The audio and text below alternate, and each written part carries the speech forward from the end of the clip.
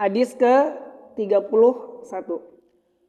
Qala Rasulullah sallallahu alaihi wasallam, "Lau ju'ilal Qur'anu fi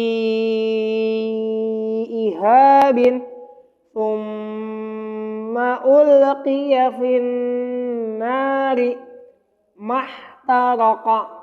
Rasulullah sallallahu alaihi wasallam bersabda, seandainya Al-Quran diletakkan dalam kulit, lalu kulit dicampakkan ke dalam api, niscaya tidak akan terbakar.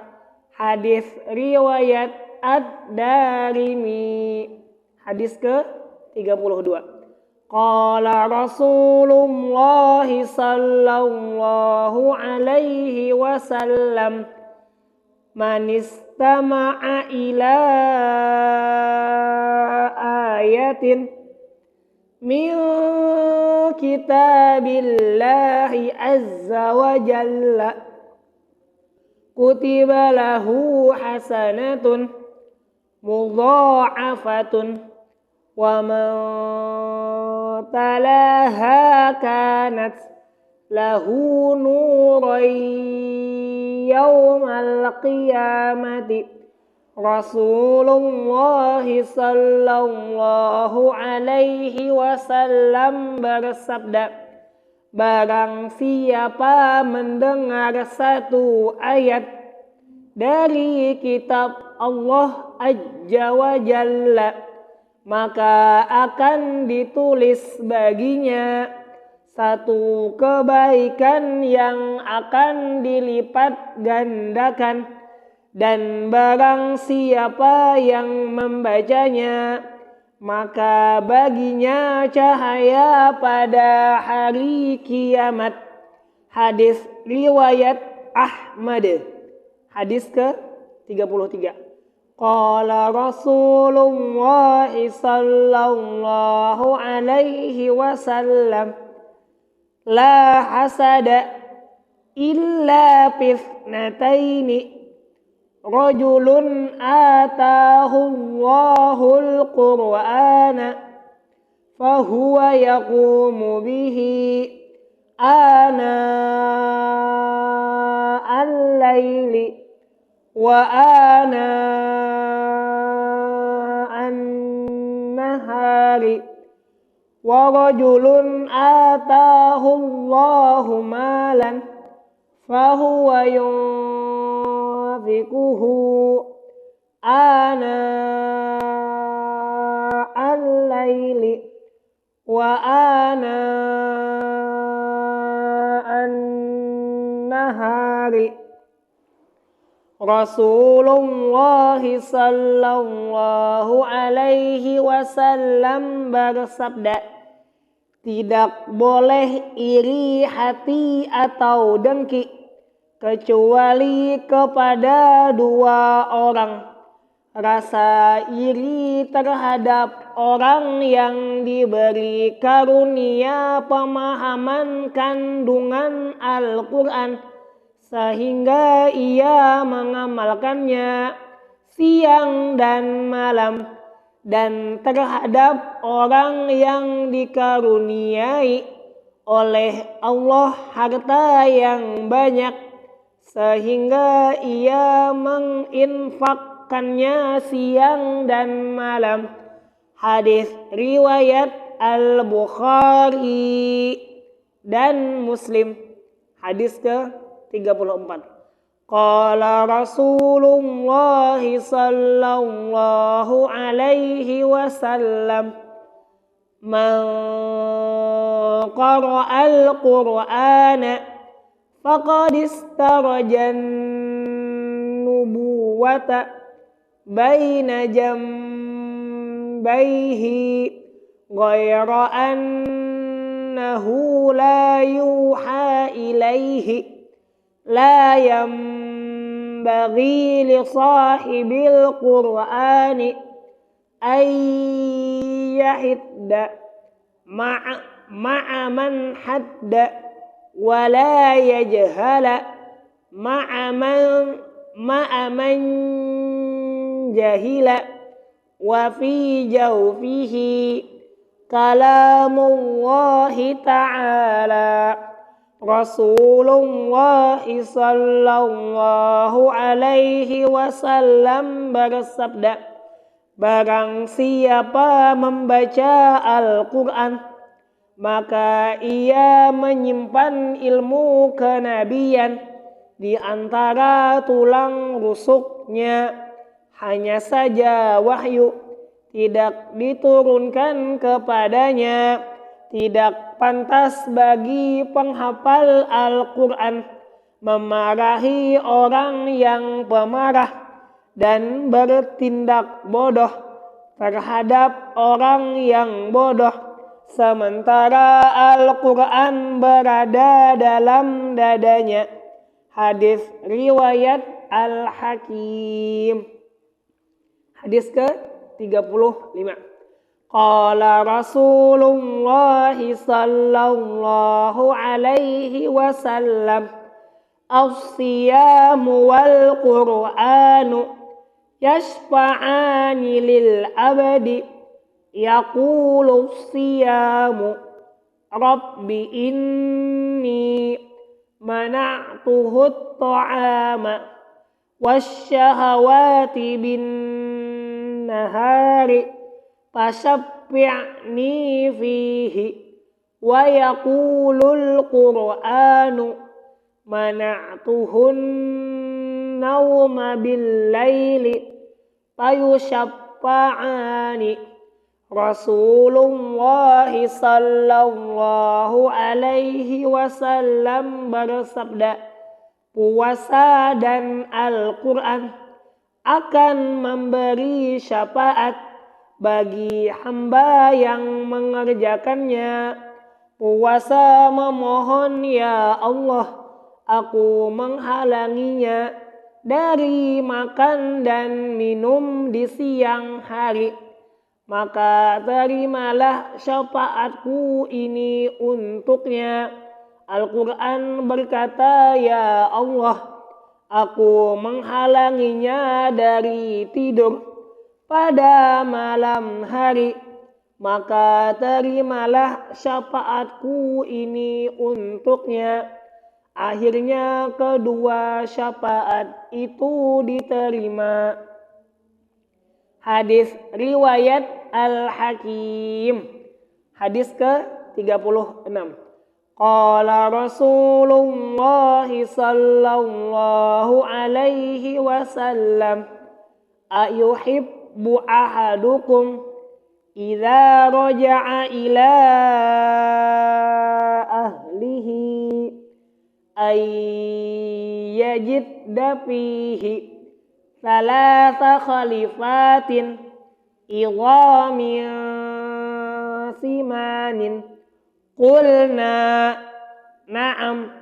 Qala fathalathu ayatin yaqra'u bihinna ahadukum fi salatihi khairul lahu min thalathi khalifatin idhamin simanin. Rasulullah sallallahu alaihi wasallam bersabda, sukakah seseorang di antara kalian jika pulang ke rumahnya mendapatkan 3 ekor unta betina yang hamil dan gemuk? Sahabat menjawab, tentu. Beliau bersabda, 3 ayat Al-Quran yang dibaca oleh seseorang di antara kalian dalam sholatnya lebih baik daripada 3 ekor unta yang hamil dan gemuk. Hadis riwayat Muslim. Hadis ke-37. Qala Rasulullah sallallahu alaihi wasallam, majtama'a qaumun fi baitin min buyutillahi ta'ala yatluna kitaballahi wa yatadarasunahu bainahum illa nazalat alaihimus sakinatu wa ghashiyatuhumur rahmatu wa habbathumul malaikatu wa dzakarahumullahu fi man indahu. Rasulullah sallallahu alaihi wasallam bersabda, tidaklah berkumpul suatu kaum dalam satu rumah dari rumah-rumah Allah. Mereka membaca kitab Allah, saling belajar mengajar sesama mereka, kecuali mereka akan diberikan ketenangan, diliputi rahmat, dikelilingi oleh para malaikat, dan nama mereka akan disebut di kalangan para malaikat yang ada di sisinya. Hadis riwayat Muslim dan Abu Dawud. Hadis ke-38.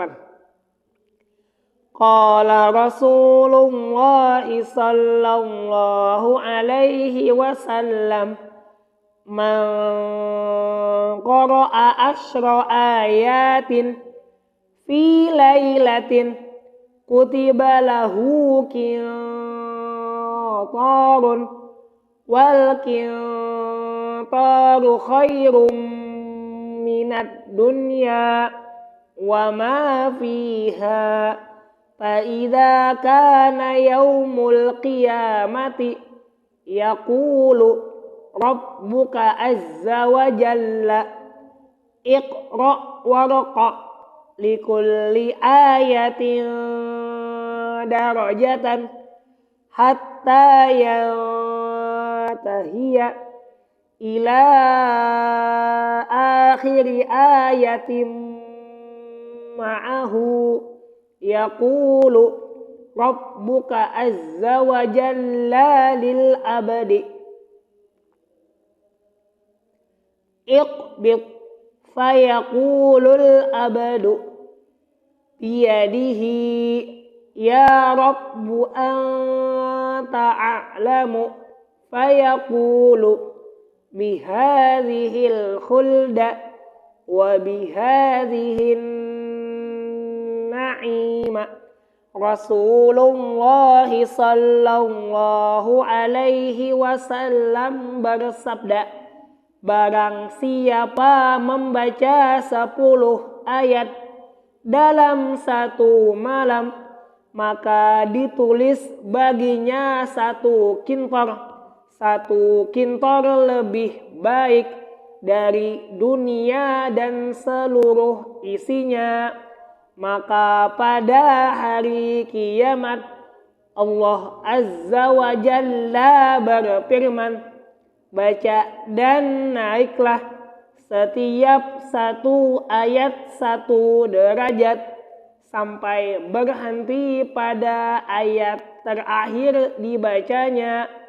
Allah Azza wa Jalla berfirman kepada hamba tersebut, peganglah. Hamba tersebut berkata, wahai Tuhanku, dengan kekuasaanmu engkau lebih mengetahui. Allah berfirman, maka inilah tempat keabadian, disinilah tempat kenikmatan. Hadis riwayat At-Tabrani. Hadis ke-39.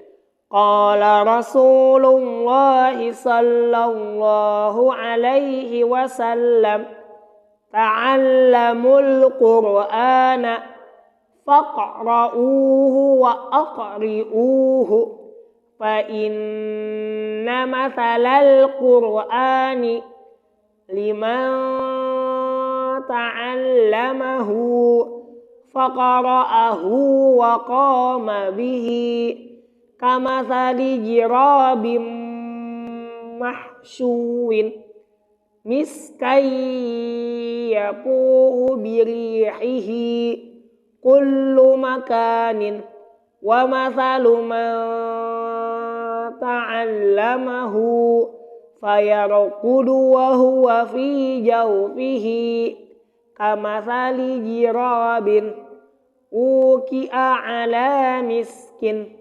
Rasulullah sallallahu alaihi wasallam bersabda, belajarlah Al-Quran dan bacalah ia.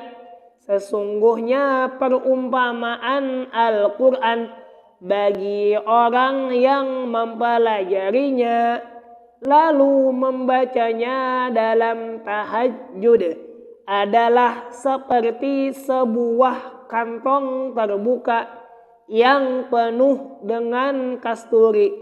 Baunya semerbak menyebar ke seluruh tempat.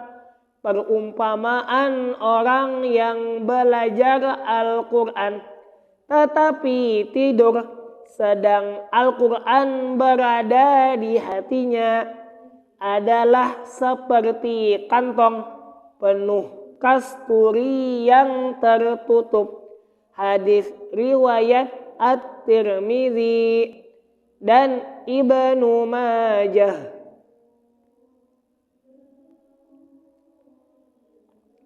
Hadis ke-40. Qala Rasulullah sallallahu alaihi wasallam, mathalul mu'minil ladzi yaqra'ul Qur'ana kamathalil utrujjati rihuha tayyibun wa ta'muha tayyibun wa mathalul mu'minil ladzi la yaqra'ul Qur'ana kamathalit tamrati la riha laha wa ta'muha hulwun wa mathalul munafiqil ladzi yaqra'ul Qur'ana mathalur rayhanati rihuha tayyibun wa ta'muha murrun wa mathalul munafiqil ladzi la yaqra'ul Qur'ana kamathalil hanzalati laisa laha rihun wa ta'muha murrun.